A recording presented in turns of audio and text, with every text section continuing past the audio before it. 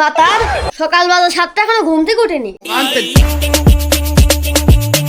এই যে সকাল কয়টা বাজে? বুড়ি ড্যাম না জীবনটা আমার ধ্বংস করে ফেলা দিল। এই শালি চালায় তার পাশেই নিজে এত সকালে কোন ঘুমাইতেন ডাকে। আজ হচ্ছে শুক্রবার, আমার চশমা টশমা কোন জায়গায় গেলি শালার। আজ কি হয়েছে? আজ তো শুক্রবার, একটু ঘুম পারলি সমস্যা কি? শুক্রবার আসতে কি আছে? ভাত খাবেন না? ভাত খালি বাসন মাজায় লাগবি, যা নয় কলতলায় যান সুজা মতো। বুড়ি ড্যাম না আর পারিনি। কি করেছে না চাকরি দিয়েছে আমি তাই বুঝতে পারছি না। আমার এই ছেলের কথা শুনি বিয়ে করি, আমার জীবনটা নষ্ট হয়ে গেল। বিয়ে করেছি তার সরকারি চাকরি লিছি, তাই তো বুঝতে পারছি না। বড় ছেলের কথাটা শুনি যদি আমি এই বিয়েটা না করতো তাহলে মনে হয় ভালোই হতো। দীর্ঘ 4-5 বছর পর বাড়ি আসলাম, দেখি আমার আব্বা তো এই বয়সে আবার বিয়ে করলো। দেখি কি অবস্থায় আছে, মইল কি পাইছিল না আছে দেখি। আব্বা, আব্বা, তুমি এই কাজ করছো মানে? তুমি যে এই কাজের জন্য বিয়ে করলা, ওই কাজ যদি তোমাকেই করা লাগে তাহলে বিয়ে করে তোমার লাভ হইলো কি? হ্যাঁ, আমার তো মাথা মাথা খারাপ হয়ে গেল। আর বাবা বলিস নি, কি অবস্থা। এই তোর কথা শুনিস আমি বিনা না করতাম আমার জীবনটা মনে হয় ভালোই থাকতো। এখন এই থাল বাসন মাজা লাগছে আমার।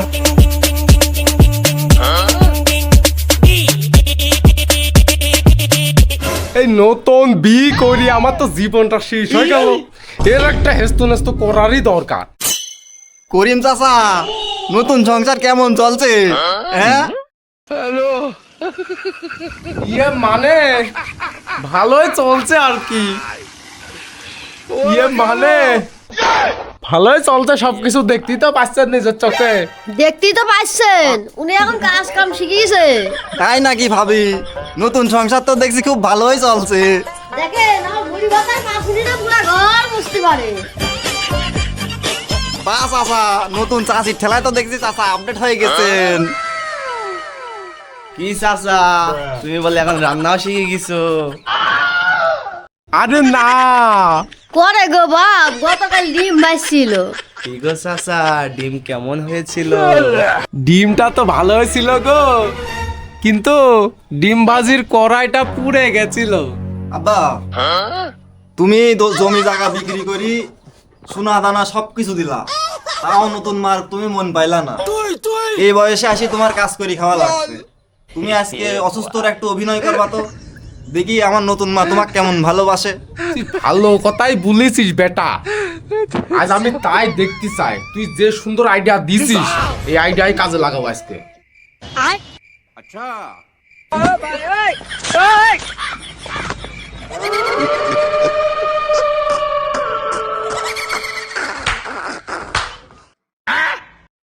কিরে বাইরে কি শব্দ রে? দেখে আসি তো। হায় আল্লাহ, আমার আজকে বুড়ি ভাতারের আবার কি হইলো? আমার শরীরটা মনে হয় ভালো না রে, হঠাৎ করে জ্বর চলে আসছে মনে হচ্ছে। তাহলে ডাক্তার আসার আগ দিয়ে ওই থাল বাসনগুলি পড়ে আছে কিন্তু মাজিলেন গা। ওই হাত চললি ওই শরীরটা একটু ভালো থাকবি রে। কি প্ল্যান দিল আমার, এই প্ল্যানও ফেল হয়ে গেল। তাহলে এবার কি করা যায়? শালি, বৃষ্টি আসার আর সময় পাইলো না। হঠাৎ করে বৃষ্টি শুরু হয়ে গেলে বৃষ্টি এখন ভালো লাগে? এখন কি বৃষ্টির সময়? হ্যাঁ, ওই কিরা ঘটক সাহেব না? দেখে আসি তো কাছে যাই তো।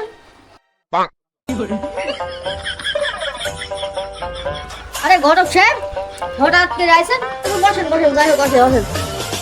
আরে বাপুরে আর শুনো না, ওই পাশের বাড়ির একটা মেয়ে দেখতে গেছিলাম। মেয়ে দেখাও শেষ, বাড়ির থেকে বের হয়েছে, তোমার বাড়ির সামনে আসি বাপুরে বৃষ্টিটা শুরু হইলো। কি মনে করি আমার তোমার বাড়ির ভিতরে চলে আসলাম। যেহেতু আসেই পড়েছেন, আসেন বসেন বসেন। আপনার সাথে অনেকদিন কাছে উমাইনে কথা আছে। যাক, আজকে মনে হয় রাশিটা ভালোই আছে। দুপুরের খাওয়াটা এখান তিনি সারি যাবো মনে। যেহেতু বিড়িটা আপনার করাইছেন, কমিশনও তাহলে আপনার খাইছেন, তাহলে আজকে বাসারটা আপনার কই দিছেন। হ্যাঁ, হাত জোর করি বলছি মা, আজকে যদি তোমার বাড়িতে জাতি পারি এই জিন্দিগিতে তোমার বাড়ি বলি আর পা ফেলবো না আমি। আজকের মতো ক্ষমা করো আমার। আমার মাথায় মনে হচ্ছে আর একটা বুদ্ধি আছে, কি করলে কেরাম হয়। কি গো বাবা, কি বুদ্ধি আছে বলো তো দেখি শুনি।